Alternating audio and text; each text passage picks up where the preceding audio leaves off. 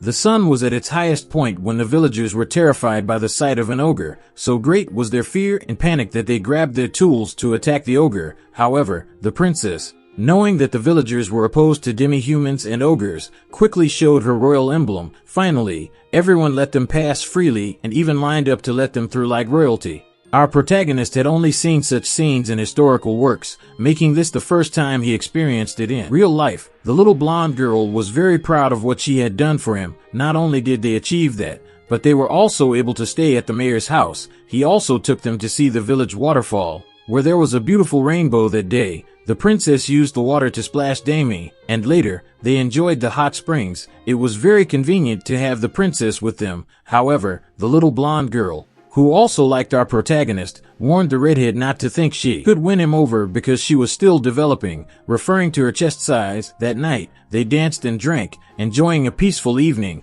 They shared the best local liquor with the best elven liquor. Everything was going well until a human touched Damie's butt. She obviously beat him up, reminding him that the only one allowed to touch her was Biogro. Afterward, our protagonist announced a drinking contest with a prize of 4 silver plates, enough for any human to live comfortably for 3 months. Predictably, no one could outdrink the ogre, as ogres do not get drunk. This avoided more fights and disturbances, and he spent the whole night eating only the fried fish from barrels. The next morning, they left the village, heading toward the Cluster Mountain Range. On the journey, they ate, trained, and continued moving forward. However, he noticed the blondes looked unwell, so he offered to make dinner for them so they could rest. Normally, they wouldn't let anyone else cook, but this time they agreed. He didn't realize why until the next day when both girls appeared with swollen bellies. Yes, our protagonist had impregnated the girls. He immediately informed the old man Gochi, who was surprised and asked how their bellies had grown so quickly. However, our protagonist was more worried and asked if they should return to the last village. The old man commented that they wouldn't make it in time.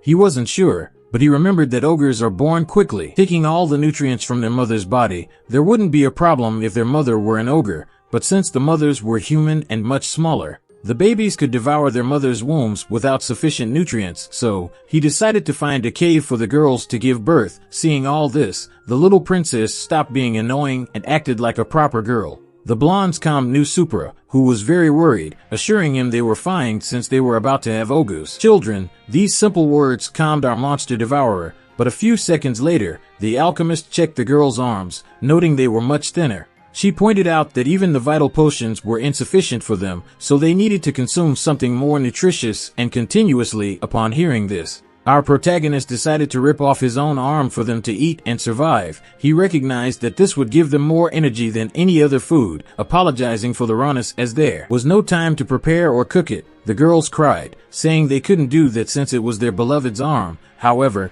there was no time to argue, and even Damie told them to eat it since Ogu would regenerate quickly. Our protagonist fed them the arm with a tender kiss, not wanting either them or their children to die. Soon after, they found a cave occupied by bears. Without much time, he let the lords handle the bears and immediately used his clones and airmaster to make beds. As the girls' bellies seemed ready to burst, the only thing he could do to mitigate their pain was to apply healing and anesthesia constantly with his magic. After a few minutes, the first baby was born. The first of the blonde sisters on the left gave birth. He immediately transmitted images to Saiji, who then learned and replicated the process at his base. The first step was to materialize a scalpel and make the necessary incisions for the babies to be delivered. The older blonde sister gave birth to a girl, while the younger sister had a boy. Our protagonist Grove healed the girl's wounds using his blood and other abilities, although it was a terrible shame to give birth in such a place. Everyone was relieved that no one died, recognizing that at 111 days old, he was now the father of 2 beautiful ogres brought him great joy.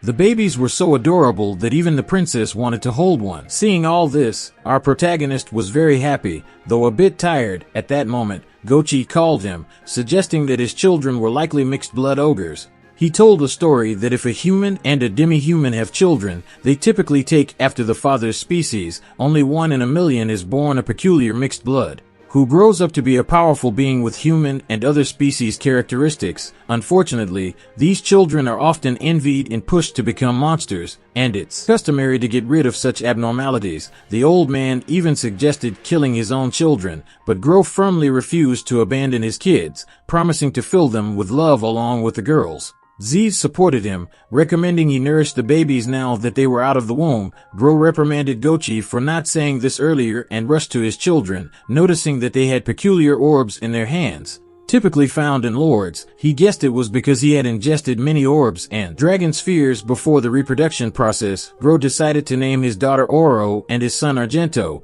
based on the colors of their orbs, unlike the old man, who gave terrible names. Gro put thought into his choices. He thanked his blonde wives, who are indeed sisters, the elder named Felicia Timian and the younger Alma Timian. He expressed his desire to continue building a family with them and their children, and they happily agreed. On the 112th day, our monster devourer ventured out alone to find more unknown prey. He encountered a scene straight out of a portrait and saw a tremendous deer he named White Stag, realizing he had only a 30% chance of winning. He hadn't felt the risk of death in a long time. He prepared his exoskeleton, but the white stag, not wanting to fight, left its antlers and leapt away epically. Gro collected the antlers, planning to eat them to learn some ability, but decided to save them for his children, knowing he had to feed them. On his way back, he sated his hunger by consuming a white slime. He then stumbled upon a group of humans fighting some Fomorians. Observing from above, he identified the largest Fomorian, likely the leader,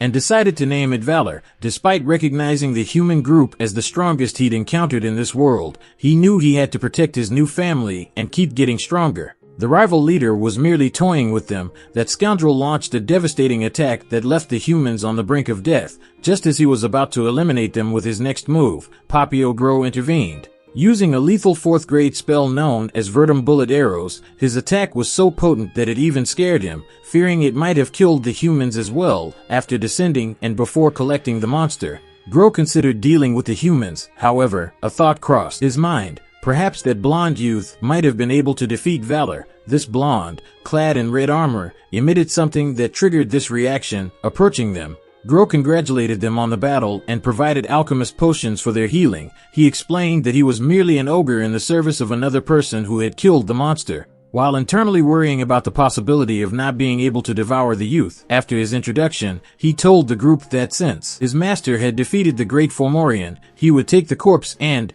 in return, would heal them completely with the potions. He kindly requested that they not hinder his work. The blonde leader accepted, expressing gratitude for the assistance. The youth's words made Gro perceive him as an honorable individual. As he bid farewell, both the main mage and the others found the ogre somewhat special. The blonde confirmed this, although he also mentioned that when he confronted Gro, he felt nothing, suggesting that Gro had not yet reached an epic level. Despite this, he could not move, but fortunately, everything turned out well in his mind. The youth revealed that his ability to predict the cause of death had shown him that if he had faced the ogre, all his companions, including himself, would have died. Nearing the cave, Gro reflected on his way back. Having consumed valor and gained various abilities, at home, he noticed that his children were now able to walk, which filled him with immense joy. As a proud father, he fed them the crushed white stag antlers, significantly enhancing Oro and Argento's attributes. Of course,